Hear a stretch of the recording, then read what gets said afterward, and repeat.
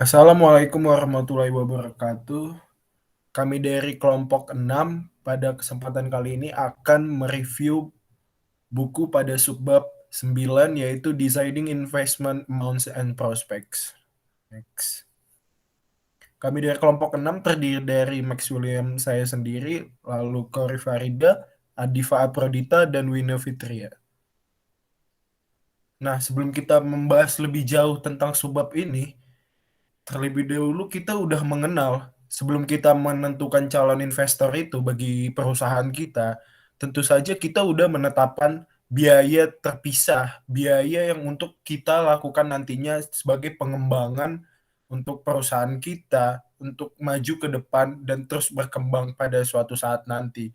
Nah, untuk mengenal tersebut, kita harus menentukan bagaimana investor yang kita butuhkan, baik itu investor yang realistis, investor yang ideal, ataupun investor yang benar-benar yang saat kita butuhkan saat itu. Yang pertama itu kita masuk ke ideal investment. Nah, apa itu ideal investment?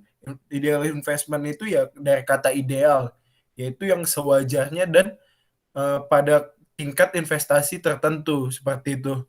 Nah, pada tingkat investasi ini memungkinkan kita untuk menempatkan semua infrastruktur kita untuk mencakup semua biaya manufaktur, distribusi, dan iklan. Tak hanya itu, pada tingkat investasi ini, mereka sebagai investor itu mampu memberi modal yang cukup bagi kita untuk menutupi biaya yang ada saat itu seperti biaya operasional dan biaya lain-lain. Dan ke depannya ideal investment ini akan membantu kita dalam pengembangan perusahaan kita nantinya. Yang kedua itu needed investment. Nah, dari katanya needed berarti investasi yang kita butuhkan. Nah, untuk kita butuhkan itu sebagai bentuk perputaran perusahaan tersebut dalam peroperasiannya setiap harinya. Nah, bagaimana sasaran dalam unit investment ini? Sasarannya ditentukan oleh kombinasi putaran investasi seperti itu, yang ada langsung outputnya saat itu. Nah, maka perusahaan ini mendesak untuk kebutuhan yang ada dengan melakukan riset pasar, desain konseptual, pengembangan infrastruktur, dan pembuatan prototipe ya tentunya. Nah, investasi ini memungkinkan kita untuk mencapai startup yang absolut dan startup yang terus progresif seperti itu. Yang terakhir itu adalah realistic investment. Nah, dari katanya yang realistis, yaitu yang sesuai dengan kita harapkan. Nah, bagaimana secara keseluruhan, bagaimana tingkat kita mendapatkan investor yang kita butuhkan, dan bagaimana cara kita menarik investor yang hendak memberikan dana kepada kita. Jika kita mengumpulkan modal ya, tentunya dari hanya sekedar keluarga kita, itu rasanya tak cukup ya. Bagaimana dari kata realistis ini bukan hanya ideal dan bukan hanya yang kita butuhkan. Nah, investasi yang realistis ini jauh lagi lebih progresif ke depannya, sehingga kita membutuhkan negosiasi yang banyak dari banyak pihak, sehingga mendapatkan modal yang jauh lebih besar lagi.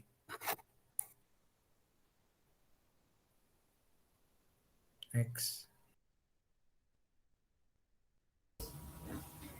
Setelah mengetahui perbedaan dari ketiga macam investasi tersebut, maka kita akan lebih mudah dalam memetakan arah melalui setiap putaran investasi dan menginformasikannya untuk negosiasi dalam hal banyaknya modal yang dibutuhkan untuk mengembangkan startup. Untuk memahami tentang banyaknya modal yang diperlukan untuk berlangganan putaran dengan cepat dan siapa yang akan berinvestasi secara pasti merupakan hal yang sangat penting. Sehingga setelah mengetahui siapa yang dapat menentukan siapa yang akan berinvestasi, kita dapat menentukan jumlah bulatnya berapa. Kemudian kelebihan permintaan dalam investasi akan memudahkan kita dalam menjualnya. Next.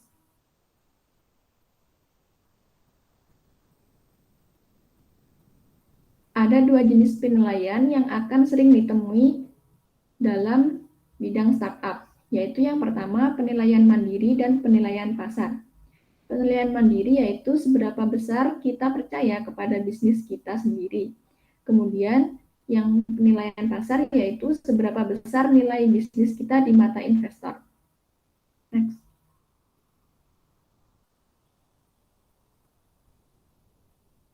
karena sering terjadi pertentangan antara penilaian mandiri dan penilaian pasar, yaitu bisnis kita di mata investor, maka dibentuklah 9 faktor penilaian, yaitu yang pertama, berapa banyak uang yang dibutuhkan untuk mencapai tujuan, yang kedua, berdasarkan tipe investor, yang ketiga, kesuksesan sebelumnya sebagai wirausahawan itu seperti apa, kemudian yang keempat, tarif yang berlaku untuk perusahaan sejenis, yang kelima, laju pertumbuhan sektor terkait.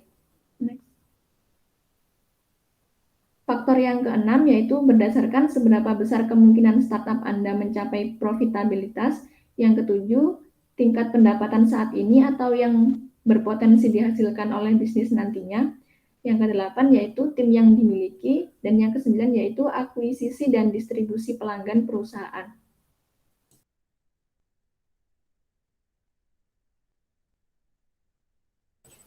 Nah, yang selanjutnya adalah membujuk investor dengan peramalan keuangan. Ketika kita ingin menarik investasi, kita akan diminta untuk menyajikan semacam ramalan atau perkiraan kepada calon investor. Nah, hal ini dilakukan untuk menunjukkan bahwa startup kita itu adalah peluang besar yang tidak bisa dilewatkan.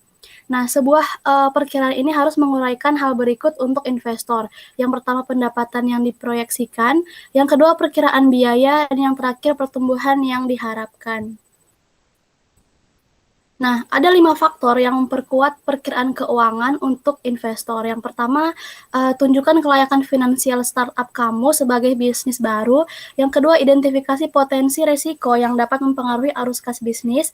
Yang ketiga, memberikan pemahaman yang jelas tentang kebutuhan keuangan masa depan. Dan yang keempat, memungkinkan perbandingan masa depan antara perkiraan dan operasi bisnis. Dan yang kelima, tunjukkan tanggung jawab keuangan di pihak pendiri. Selanjutnya adalah mengidentifikasi calon investor.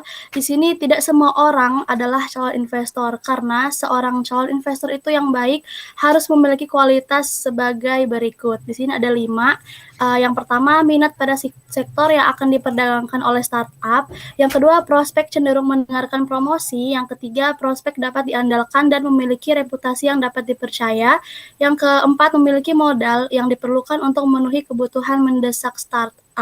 Dan yang terakhir adalah memahami bahwa kewirausahaan itu memiliki tingkat ketajaman bisnis yang layak. Selanjutnya adalah 6 cara menghubungi investor. Nah, yang pertama ini ada LinkedIn. LinkedIn sendiri ini merupakan situs media sosial yang dimana nantinya itu akan menunjukkan siapa, apa minat bisnis, dan juga portofolio karir kita. Nah, melalui LinkedIn ini nantinya akan dapat berhubungan langsung dengan mereka yang terlibat langsung dalam industri yang serupa. Jika kita sudah memiliki akun LinkedIn, itu maka kita akan membuka jaringan untuk berhubungan langsung dengan investor yang nantinya itu dapat memberikan modal untuk bisnis kita atau koneksi yang dapat menguntungkan startup kita. Yang kedua itu ada pelanggan, di mana jika sudah memiliki calon pelanggan yang tertarik dengan produk ataupun layanan startup yang sedang dijalankan, maka mereka ada kemungkinan bersedia untuk mengambil langkah lebih jauh untuk berinvestasi dalam bisnis kita. Yang ketiga adalah fans, di mana jika kita telah mempromosikan konsep startup ini secara online, maka ada kemungkinan besar bisnis kita ini telah menarik sekelompok orang yang tertarik dengan apa yang ditawarkan.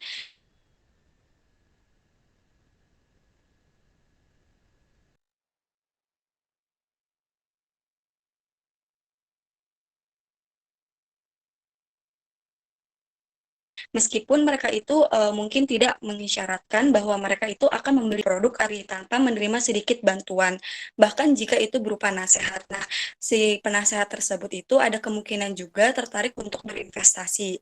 Yang kelima itu ada acara, di mana dengan mengikuti acara yang terkait dengan bisnis kita dan menghadirinya sesering mungkin, itu bakal menjadi peluang yang baik untuk bertemu calon investor yang membantu memperluas jaringan usaha kita. Yang keenam itu ada crowdsourcing, di mana dengan menggunakan layanan seperti Onevest, itu dapat menempatkan startup kita berada di jendela toko dan berpeluang untuk menarik investor. Next. Nah, selanjutnya ini ada membuat buzz di sekitar startup. Nah, setelah proses memutuskan jumlah investasi dan juga mengidentifikasi prospek, selanjutnya ini dapat beralih ke menciptakan momentum untuk startup dan juga mempromosikan bisnis sebagai peluang emas bagi investor. Next. Nah, cukup sekian penyampaian dari kelompok 6. Kurang lebihnya mohon maaf. Wassalamualaikum warahmatullahi wabarakatuh.